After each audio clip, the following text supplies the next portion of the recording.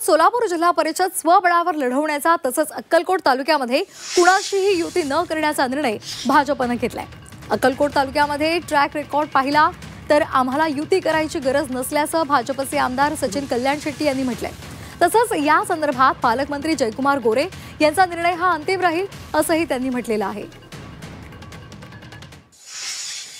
आम्ही स्वबळावर सोलापूर जिल्हा परिषद हे भारतीय जनता पार्टीच्या नेतृत्वाखाली आम्ही जिंकू याची खात्री माननीय पालकमंत्र्यांच्या मार्गदर्शनाखाली आणि माननीय आमचे मुख्यमंत्री देवेंद्रजी आणि प्रदेशाध्यक्ष रवींद्र चव्हाण साहेब या दोघांच्या नेतृत्वाखाली ही निवडणूक आम्ही ताकदीने लढवत आहोत।